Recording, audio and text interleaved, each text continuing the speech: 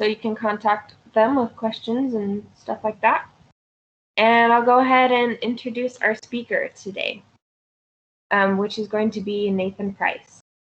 Nathan is currently employed with the USDA Forest Service as Chief Land Surveyor stationed in Washington, D.C. He obtained his MBA from Alaska Pacific University, BS in Technology Management from Utah Valley University, and an AAS in Land Surveying from Salt Lake Community College. His surveying experience has spanned over 8 years in the private sector and 18 years public service with both the Bureau of Land Management and Forest Service. While working for BLM Alaska, he had the privilege of being the original surveyor on many of the unsurveyed townships throughout Alaska. Currently, he is licensed in Alaska, Idaho, Nevada, and Utah. Living in Maryland, he enjoys spending time with his family, beachcombing for shark and stingray teeth, woodworking, playing basketball, and riding his mountain bike. And we'll go ahead and turn the time over to you. Thank you. Thanks, Katie. I appreciate the introduction, and I appreciate Dan, Professor Perry. I appreciate your willingness to let me speak today, and I'm happy to be here.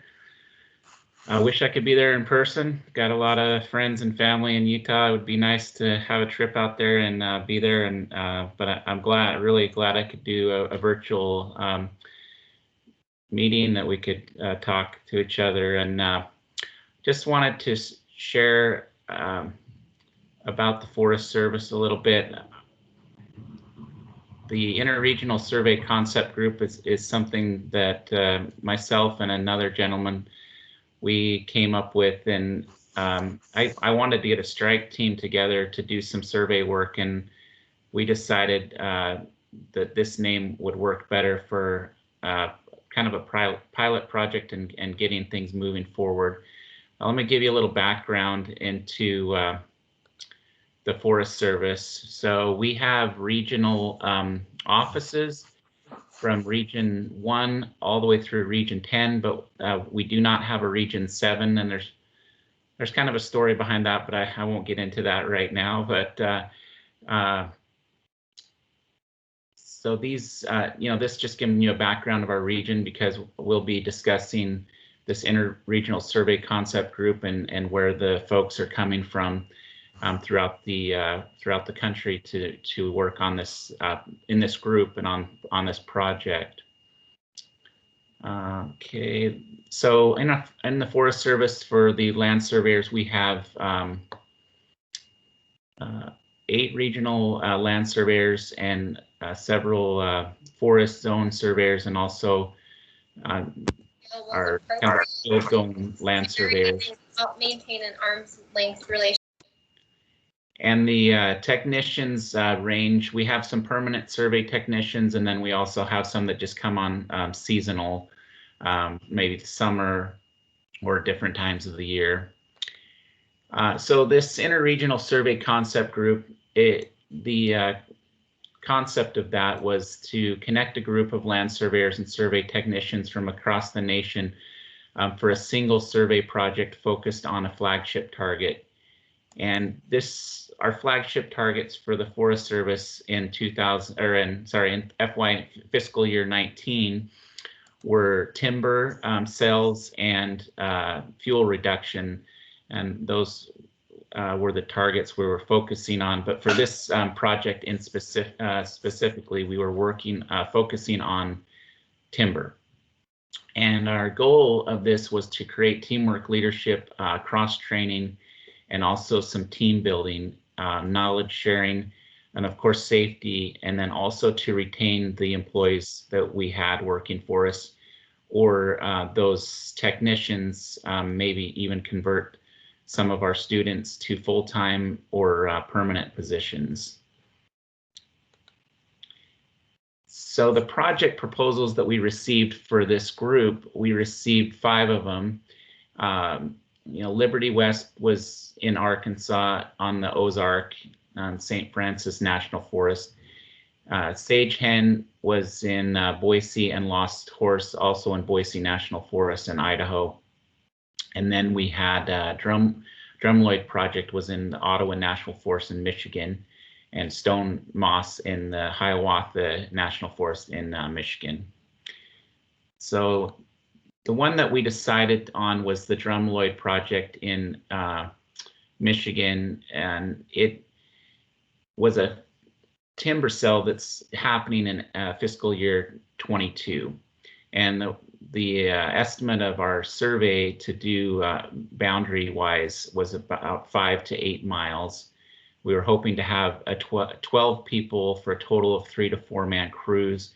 And we were also hoping, well, with our crews to have a sawyer, a swamper, axeman, or person to paint, and then a postman and a runner. And that was the goal of the project, to have the right number of people to get that work done.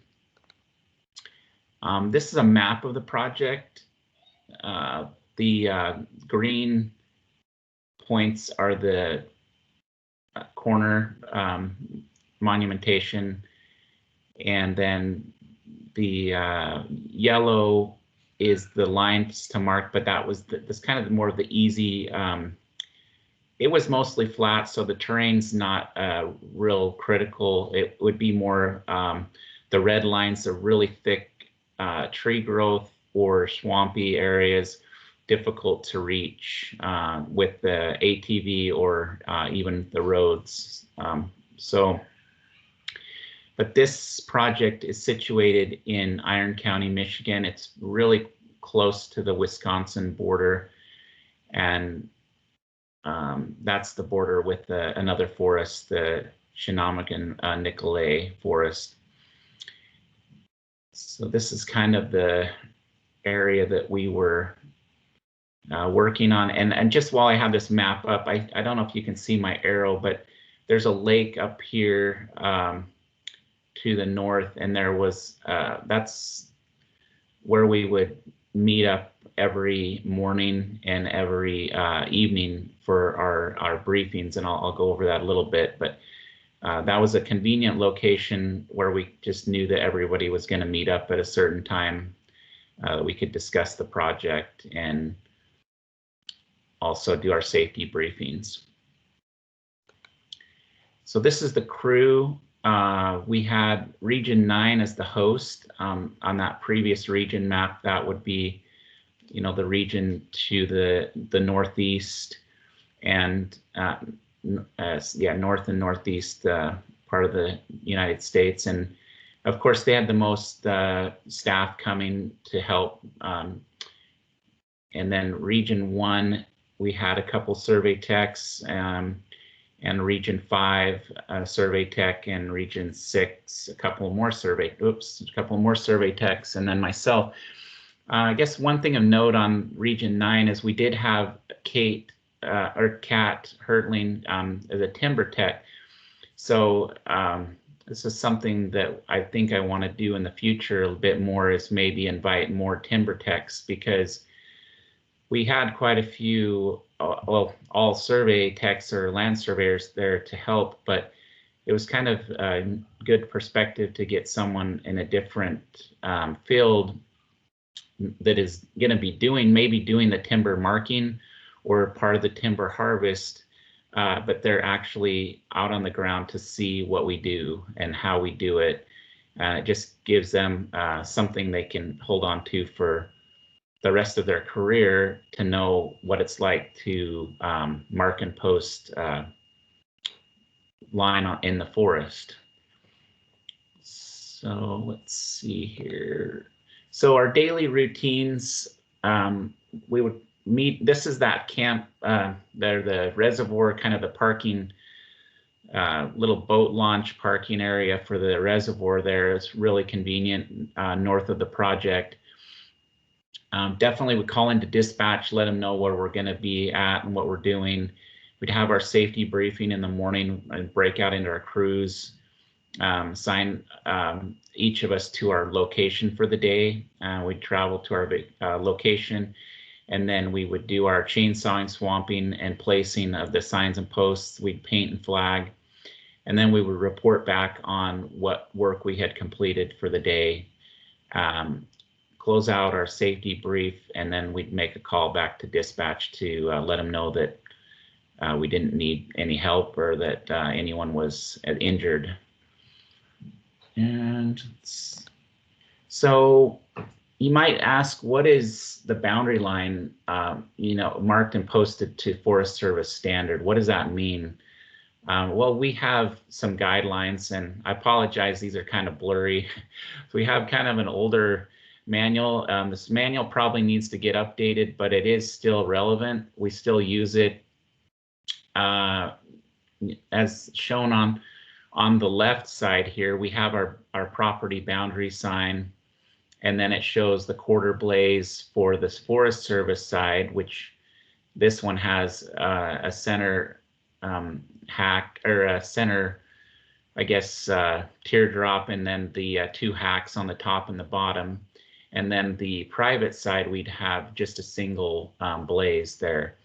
So that's kind of the standard for that, and those would be within 3 feet of the line. So if a tree was 4 feet or 5 feet, we wouldn't do the blazing on those. We would try to maintain that 3 feet of the line. As you're walking down it, you would be able to visibly see those on the tree. And then for the signage, there's some different ways to do the signs, either 2 signs, or you could have a single sign as shown here on the left. But the point of this diagram mainly is to show you need inner visibility between these, so that public or even the timber crews or whatever, I guess kind of whatever they're working on, whatever project they're working on, they can see those signs. They're down in the gully, or they're up on the high points, or they're on the trail, they can see those signs. And they need to be inner visible, or at least have markings on the tree, the blazing on the trees.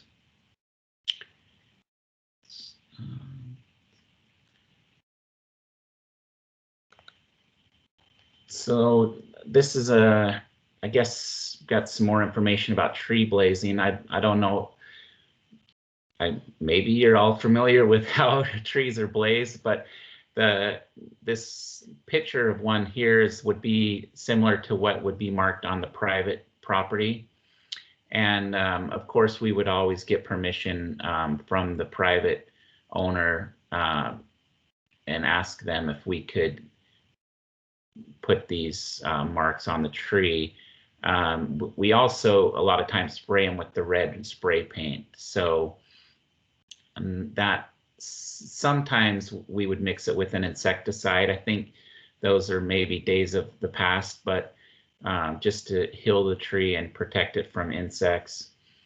But the line trees you could do as well. So the previous diagram, it showed what we would do for the quarter blazes on the sides of the trees. And this would be, so if you were walking down the property line, you would be able to see those blazes on each side of the tree on the forest, and then on the private, it would just be on the face.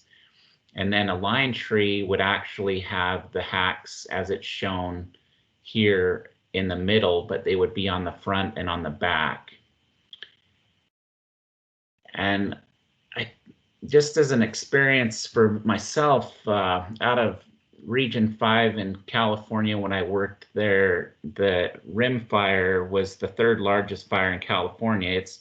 It's probably about the 6th or 7th now, because the amount of fires that California had last year were quite extreme.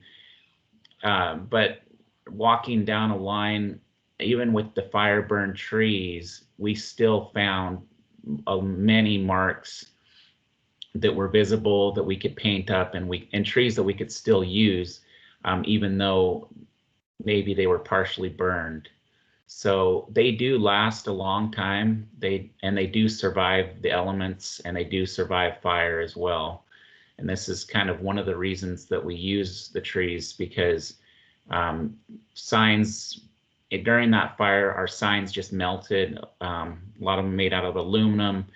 The sign or the posts survived mostly, but the signs disappeared, but these marks on the tree stay. So I think we talked about 3 feet on each side of the line, and then there's many instances where we shouldn't do it on private land. If a person is not, if they're kind of hostile towards the Forest Service or property line of like ski resorts or summer home sites, we don't want to have a bunch of open faces and red paint on the trees for obvious reasons around those types of places.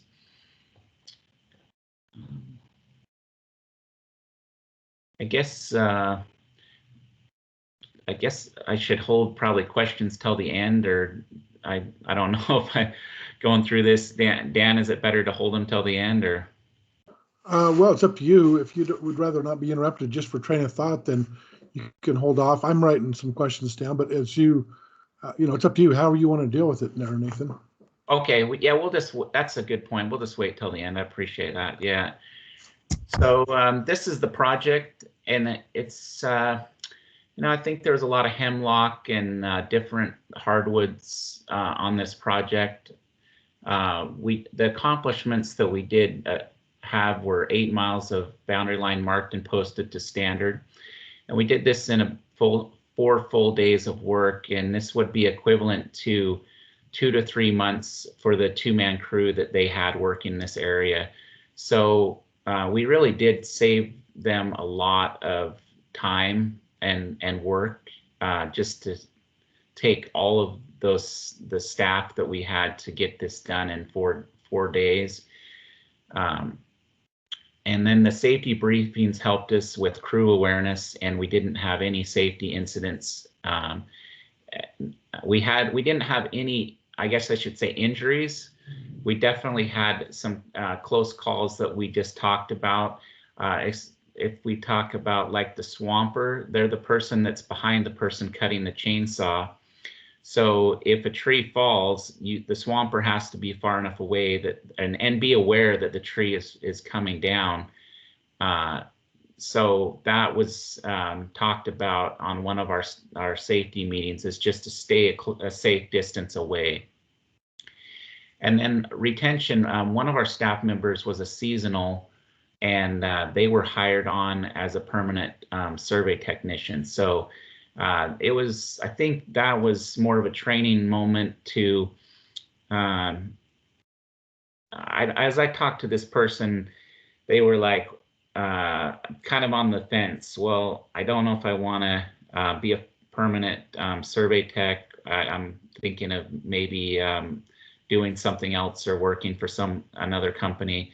So when they could see themselves and kind of have a mentor or somebody with them out in the forest, that like this is all these other folks that are crew chiefs, they could see themselves as it a career, of having a career as a Forest Service surveyor. So that was a good thing. And then of course the teamwork, we had mentoring and leadership between the surveyors and the techs. So our challenges were that I wish we had more support from the other regions.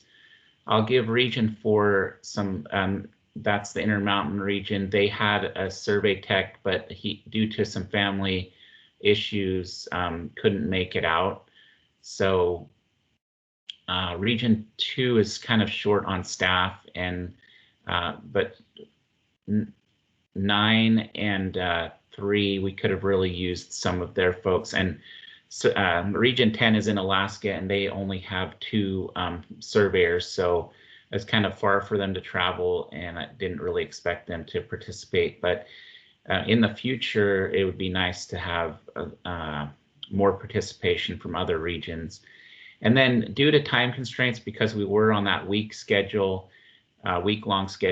we didn't get into GPS controlled networks. That was done before by the 2-man crew, and it was done before we arrived. So they got to do the GPS control work and locating of all the corners.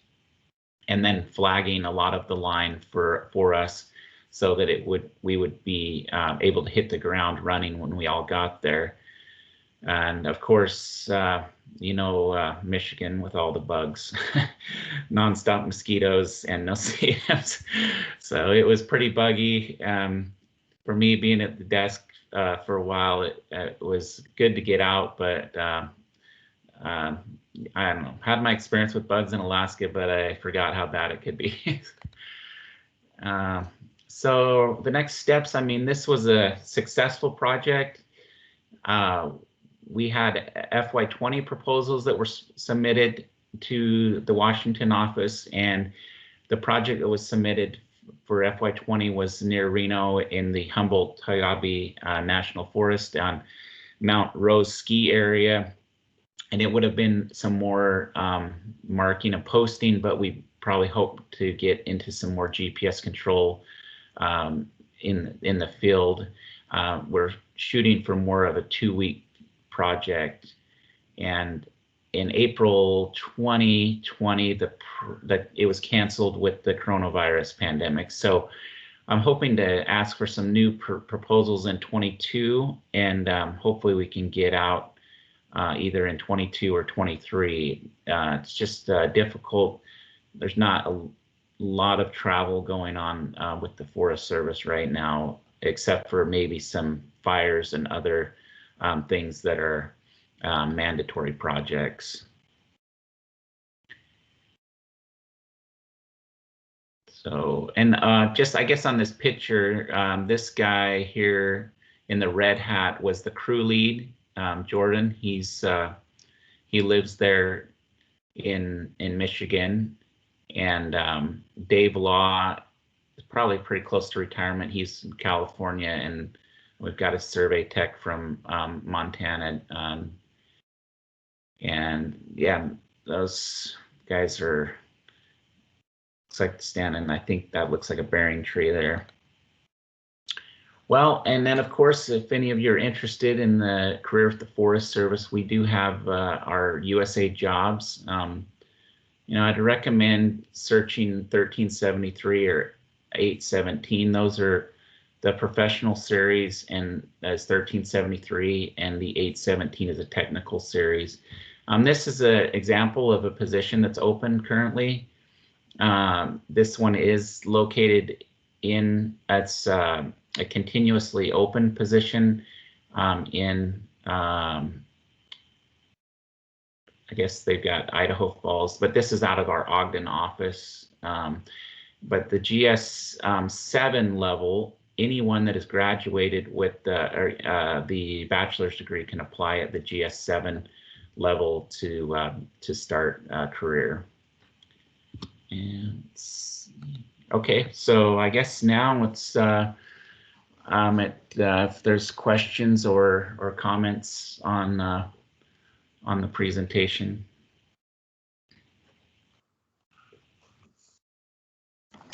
I have a question. Okay, Tanner, yeah, go ahead. I don't know. I don't know if this is more of a question or really a comment, but I was doing quite a bit of section work this summer, and when we got to a lot of the areas that had been burned out, a lot of them had been chained by the firefighters that had come through. And in some of the cases, they'd ripped down bearing trees and even ripped out the monuments.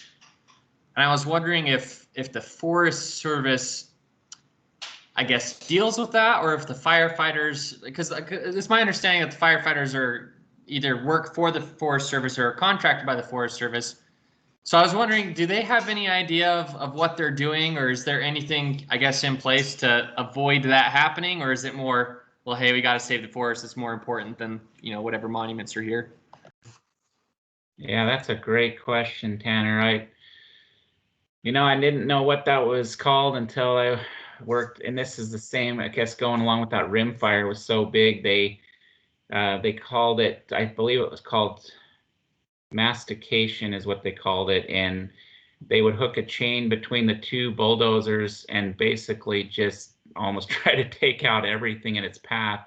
And a lot of times they didn't realize what they were even doing with the burying trees or monuments. They didn't know where they were at, or the importance of those. So, I mean, that's definitely an education thing that we need to try to educate.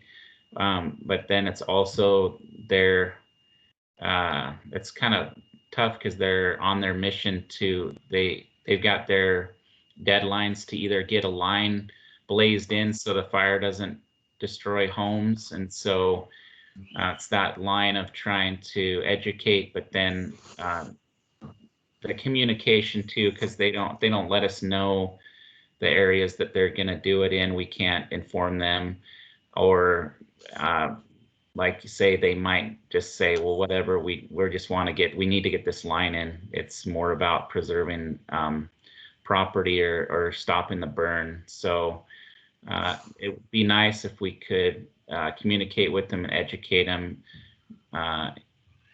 if the time allowed, I guess. So that is definitely something that happens, and it's unfortunate that it does. I think I saw a hand. I know, Dan, your hand's up, but Daniel, I saw your hand.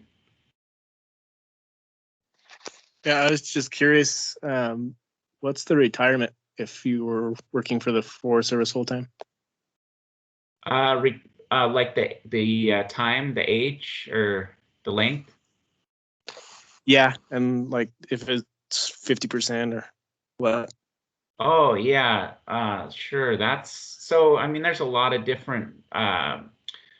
Technically, you could do a retirement at 5 years. Let's say you worked for the state of Utah as a surveyor, and you came over to the Forest Service for just 5 years and you retired. You could have a retirement from the forest for as small as 5 years. Of course, most of us try to go for 30, but you could retire at different intervals. So there's, of course, the pension, the pension, and then there's also the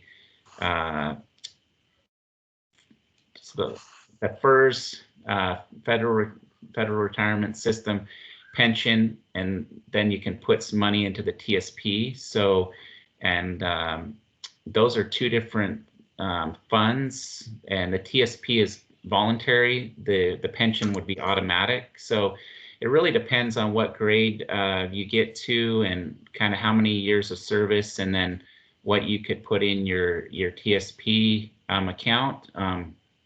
But that's probably not.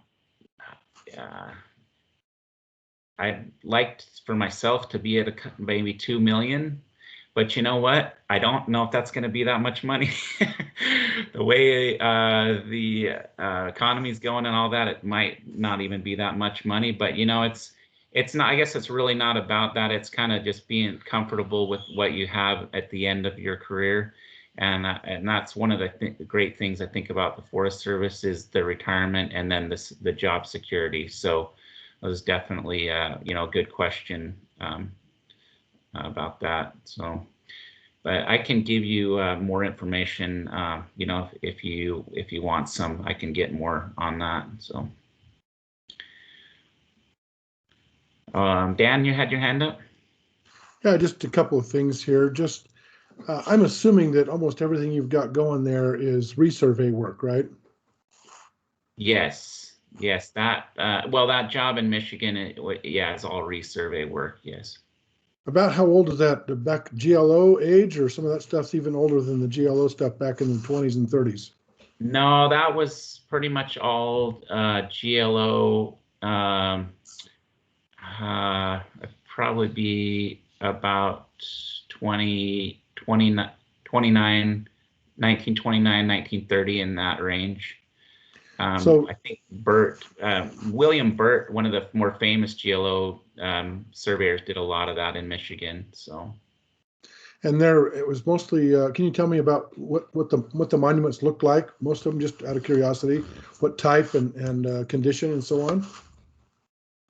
Yeah, and in there, it was mostly, they had been a lot of that had been resurveyed, so it had iron pipe. Oh. I probably went to, about 4, because we had the 4 crews, so probably about 4 or 5 of those. And then the south border of that project, I could probably go back to that map. The south border of this project was, this was a hunting, they put they fenced it off for like their hunting trophy area, so that wasn't allowed. It was a private, and so there was a 8-foot fence there, but there were all iron pipes for the resurvey work that had been done in there. But the original was probably 1929, so we didn't have any original stones. They'd already been remonumented. Were the blazes on the trees? Could you see evidence of that, or just the bearing trees with the yellow markers back from the original survey stuff back in the 20s and 30s? Yeah, they didn't have. It was thick, so it hadn't. There was just the monuments, and there wasn't much. I don't know that it had been marked and posted ever. And that's kind of typical for a lot, not a lot, but we do. Our current status is we have about 276,000 miles of Forest Service boundary line, and we've only marked about 54%. So we have about 149,000 miles roughly that need mark and posting. And so a lot of it is the GLO's gone out, they've done the corners, and then maybe in the 50s or 60s or 70s, they came in and they put the pipes in the ground, but they didn't mark and post the boundary at that time in the 50s, because those standards that I showed on the other pages for, I mean, they've done the marking and posting for a while, but as far as our standards and saying that we're going to do this as a Forest Service policy, that probably was more in the late 70s, early 80s when we started really saying, okay. And then we had a landline location program where we just said, we're going to mark all of our boundaries for the public and for our projects. So in this case, there wasn't anything out there but the iron pipes, and then we had to cut the line and mark and post between them. Yeah, and so I guess I was looking at your map here too, that it looks like you've got a lot of private isolated areas, 40 and 80, and sometimes looks like 160 acre pieces. So sections, quarter sections, and that's actually the biggest amount of footage of your boundary, right? 'Cause just looking on this map here, there's quite a few isolated pieces. You have to have a border around each one of those, right? Or, you show the boundary around each one of those, correct? Yeah, that's correct. And it depends on the timber harvest, because sometimes they'll say when they do their timber maps, they might only do a certain portion. So they'll draw, they want to take the trees right up to the lines that we've put on that map. But again, this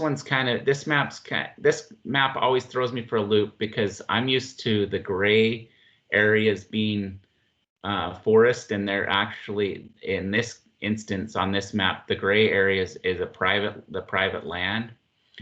So when they do a timber sale, and I should have tried to get that map to see, because they probably got it already established what they're going to do, and they usually just take a circle and say, okay, we're taking the trees in this area.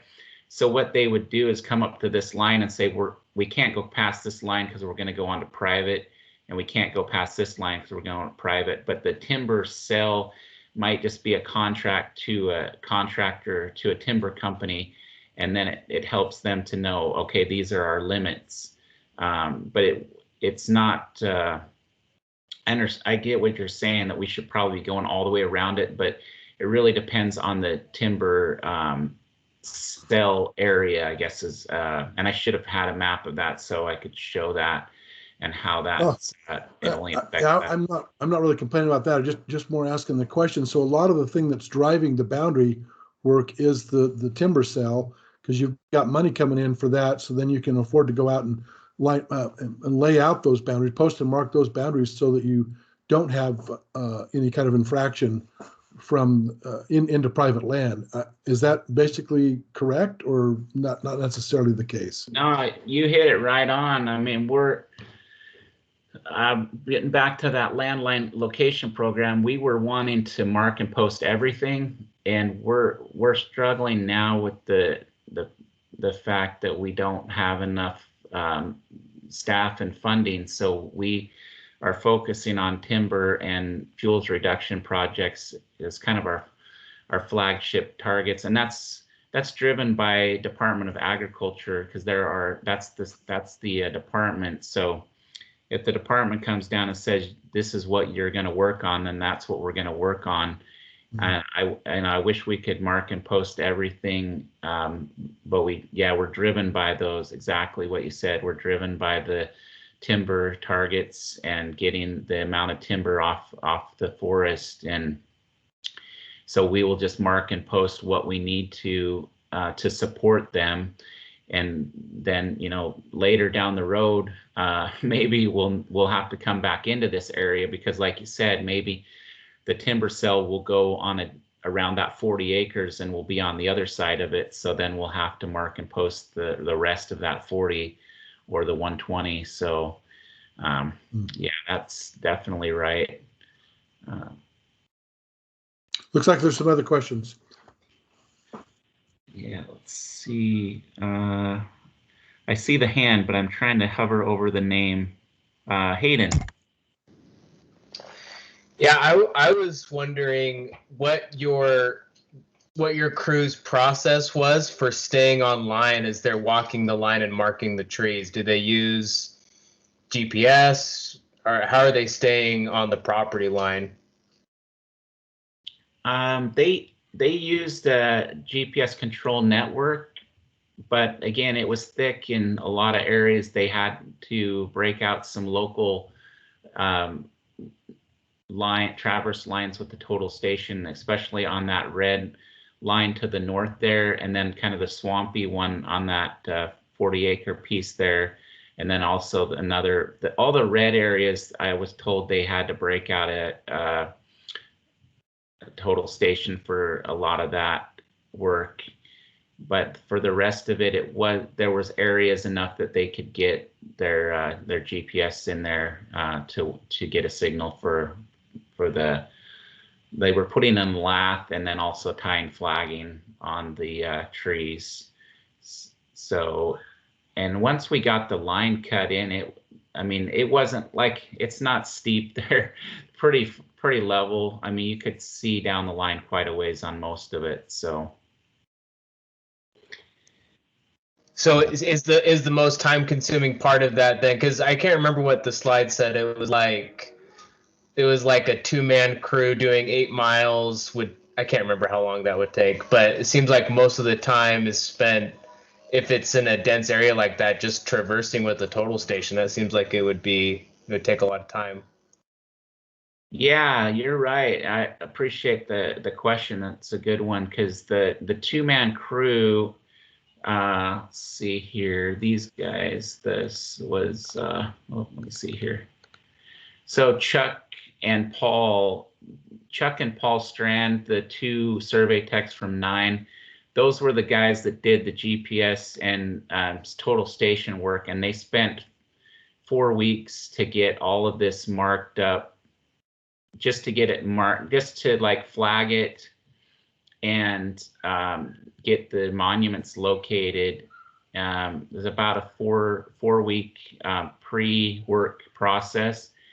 but for them, for just that 2-man crew to come in and run chainsaw, and chainsaw, you got to run the chainsaw and cut through all the brush and then throw it off to the side and get all the signs and trees marked. I mean, that's the control work takes time, but the intense field work is actually that physical labor of marking and posting the line. So it is kind of a two-step process, but I'd say the marking and posting is definitely more strenuous and difficult to do for a 2-man crew. You could get more people working on it. That's why we were able to do it in 4 days instead of 2 to 3 months for that. So a follow up on that, Nathan.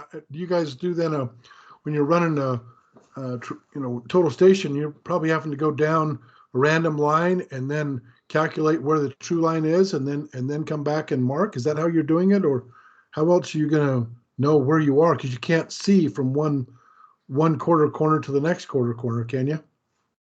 No, yeah, it would be a traverse, but I believe they were trying to set on those lines, they were setting GPS pairs to start from, and they were able to get it in more of an open area. Maybe this road that comes down from the north, and get a couple of GPS pairs and then tie back into the section corner there when they ran down the line, so they could have some just tie back to their GPS coordinates there. So that's what they were mostly doing. Katie, you have your hand up? Yeah, I have 2 questions. What is the coolest experience you've had out doing this, and what was the scariest? I assume you've come across scary animals. I don't know. Just a question. Yeah, I was trying to think of the coolest. My coolest experiences were definitely in Alaska, and yeah, thanks for asking that question. I think the scariest, there's 2 scary things in Alaska. One is grizzly bears and the other one is wolverines. And you wouldn't think a wolverine would be ferocious, but we were definitely flying in helicopters there. And when I came up to wolverine, there was kind of on a rock outcrop from our helicopter flying up. It was gritting its teeth and growling at the helicopter, and I was like, okay, wow, this is insane. And then the grizzly bear experience is just on the ground, being by these bushes and not knowing what's in there. But once our helicopter came in, the bears went a running. I was like, I can't believe I was that close to a grizzly bear. Yeah, it's pretty scary. And then a wolf experience, had a howling wolf, and I was with the 2-man crew, and our survey student from Michigan Tech, she was so scared we had to call the helicopter back in because she didn't want to be there. But we flew up north and with the helicopter, and we sound the den. And it's like, oh, okay, just it's just protecting her young, howling because she didn't want us, probably only like, I don't know, 1/4 mile away from her den, so she didn't want us to be there. But those are just some cool experiences. And I think the control networks in Alaska, just being able, I know we've got some newer equipment nowadays, but back in the early 2000s, we would put some on these mountains that would span, a good 6-8 miles, and that would just be one leg of our control network, and it would shoot across the valley. So we may have had like a 30-mile long network and probably 12 or 15 miles wide. And just seeing that stuff on the computer is kind of a cool experience, just to see the magnitude of it. And and be able to process that. Is a neat experience. So. Did you guys have to carry weapons when you get up there in Alaska to protect yourself? Yes, yeah, we did. We had to train on those too. If you didn't pass the training, you couldn't carry the weapons. So we had issued shotguns with slugs, but again, you had to hit a target. I think was it 30 yards down range. You had to hit the target at least at 80% rates. I believe they gave us 10 shells, so we had 8 out of the 10. You had to hit the target, and if you didn't, you weren't certified to carry the shotgun.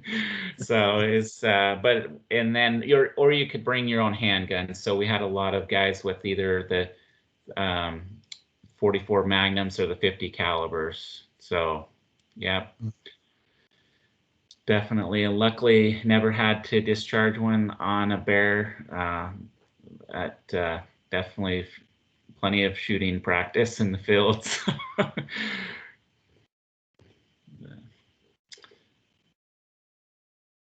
Yeah. Any other questions, anybody?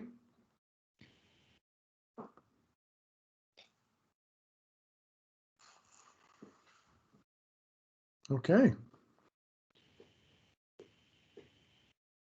Well, we appreciate it, Nathan. That was very interesting.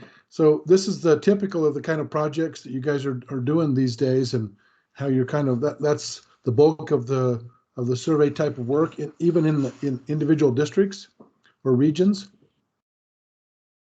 Yeah, that's pretty typical, because we're really supporting our program, our timber and fuels reduction programs right now.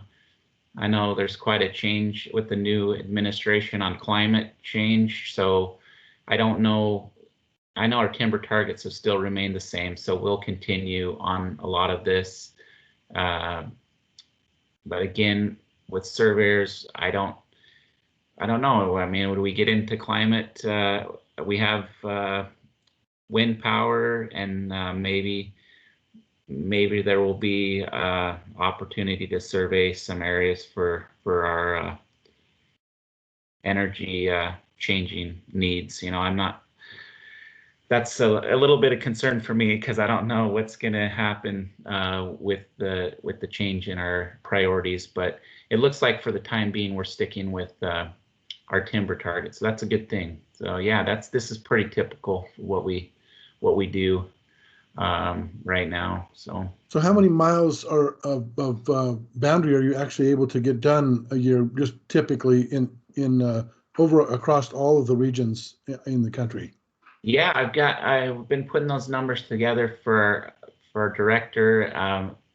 In an FY19, it was just over 700 miles. This past year I'm not 19, sorry, in 19 it was 700, and then in 20, so last fiscal year we were able to get about 1100.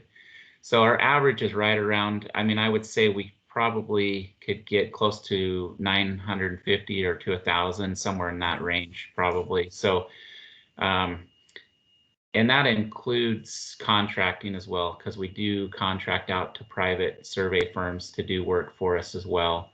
So our average is probably right around 1,000. But if we have 149,000 miles left to go before we've marked and posted every boundary, unfortunately, that would be close to 149 years. So I mean, it's a good goal to try to get everything marked, but right now we're just kind of focused on priority areas and timber, fire burns, urban areas, because we have urban interface where people are building up against the forest, and you'd be amazed at how many people think, well, it's owned by the federal government. I pay taxes. I can build whatever I want. You'd be amazed at how many people. Are you familiar with the show Treehouse Masters? I'm not. So he builds these tree houses, but for a lot of folks, they might think, okay, well, I can just go on the other side and build a treehouse on the forest type thing. So, I mean, we get different trespass and encroachment cases. That's another area we focus, or we have to focus on. But yep, there's not a shortage of boundaries to mark and post, and yeah, it's How many total surveyors do you have? Surveyors and survey technicians. Well, licensed surveyors. How many of those do you have across the country? Let me go back to the slide. I think we had, so all of these, it's probably close to 80, because we have the regional surveyors are all licensed, in the forest zone surveyors, then the land surveyors, those are licensed, and then the technicians would not be. So it's probably really close to around 80.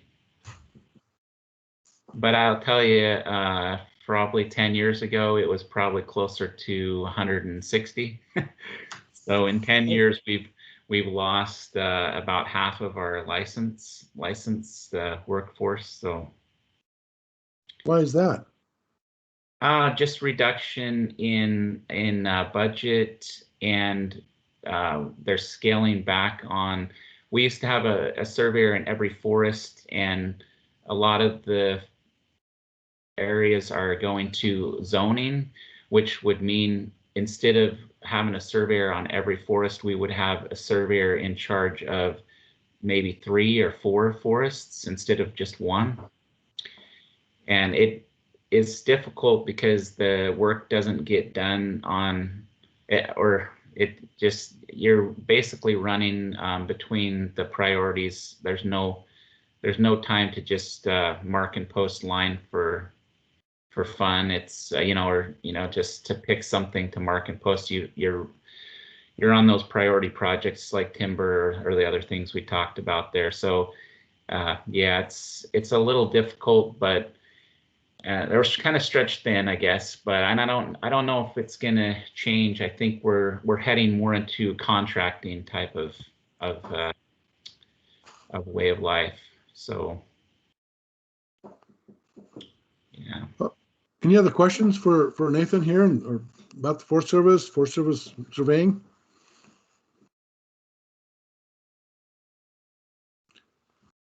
Okay, well, turn it to you, Katie.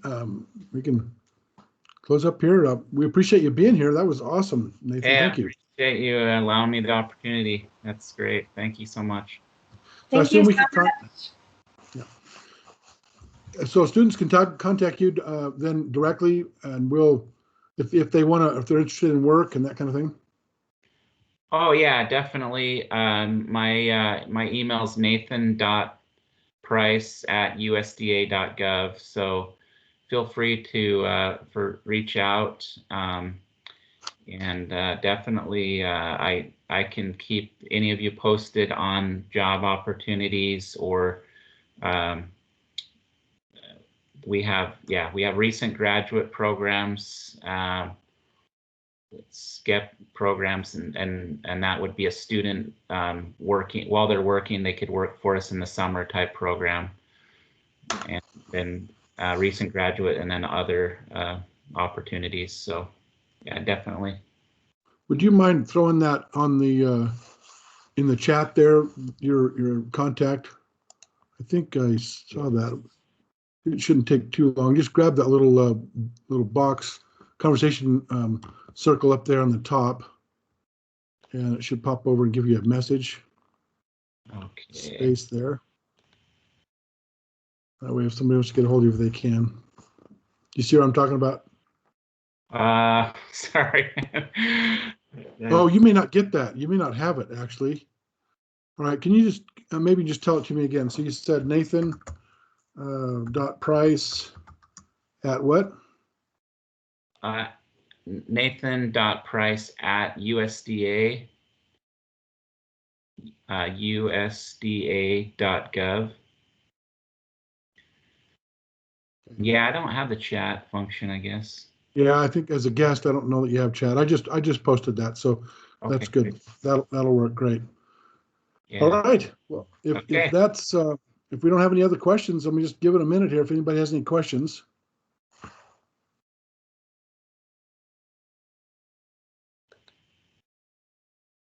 Okay, so those of you who in 451 are, as far as the class goes, then you need to look at your last reflection paper on that. And we appreciate you being here, Nathan.